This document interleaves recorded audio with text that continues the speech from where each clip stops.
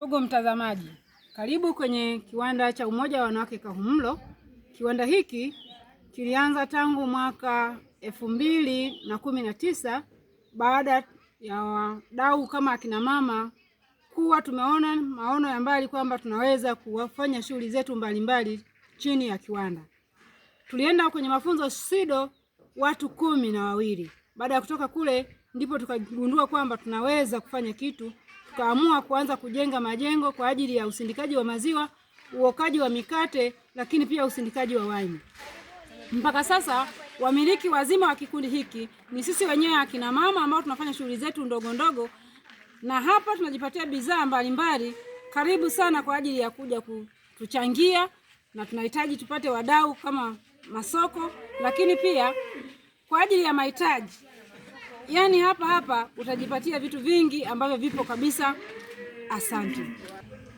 Mtazamaji, unavyotuona hivi, sisi tulipewa mafunzo kutoka SIDO. Waliotupeleka kwenye mafunzo hayo ni shirika la mikono yetu chini ya mkurugenzi Maimuna. Na baada ya kutoka SIDO, tulivyofika huku, ndivyo tukaamua wazo la kwamba tutengeneze kiwanda chetu sisi wenyewe. Na lengo la kufanya kile kiwanda ili tuweze kusindika yale mazao ambayo sisi tunayalima kwa mikono yetu, tuwe tunayasindika na kuwa chakula. Tuondokane na ule uchuuzi tu, bali tuwe wajasiriamali ambao wanaweza kulima, baada ya kulima kusindika, baada ya kusindika kuingia sokoni tukiwa tumefungasha bidhaa zetu. Kiwanda hiki kina wajasiriamali 120 ambao kati yao wajumbe 12 walitumwa kwenda kusoma, na baada ya kupata mafunzo ndipo shirika lilivyokaa chini na kuamua kututafutia fedha benki. Baada ya kupata fedha benki tukakopa, tukaanzisha mitaji kwa ajili ya kuanza usindikaji moja kwa moja. Na hivyo kidogo kidogo tukawa tunarudisha benki na baadaye kuamua sisi wenyewe. Na mpaka sasa bado tunaendelea na hiyo fursa ambayo shirika limeshatuwezesha. Napata watazamaji, kiwanda hiki mnavyokiona hivi ndio kinatusaidia sisi akina mama.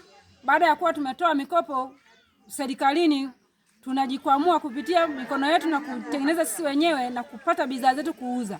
Ni sehemu moja ya kujikwamua, tofauti na akina mama wengine ambao wanabweteka na kuanza kuchukua mikopo, mara wanaingia black na kuchukua mahela mengi halafu wanashindwa kuyarudisha, mara sijui wanaingia tatana, mara sijui wanaingia wanajikuta wanafilisiwa. Kiukweli wanaathirika sana mpaka wanashindwa kutimiza ndoto za watoto wao ambao wapo mashuleni kwa ajili ya hiyo michango ya watu ambao wameshachukua mafedha mengi.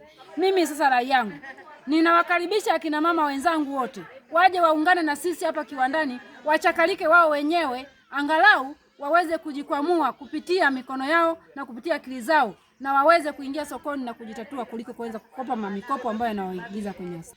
Kiukweli familia zinaathirika sana kwa sababu unajikuta ndani wamemaliziwa vitu vyote.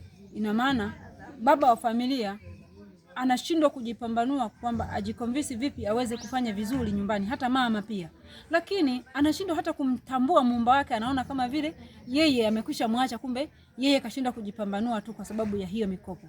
Lakini pia watoto wanaathirika, manake wanajikuta wanakosa hata sehemu ya chakula kwa sababu ya wazazi kuingia kwenye mikopo mikali sana, na wanashindwa kutimiza wajibu wao kama wazazi kwa watoto, na wanashindwa watoto wale kwenda shule vizuri kwa sababu wazazi wanajikuta wamekabwa na madeni, wanashindwa kutimiza wajibu wao.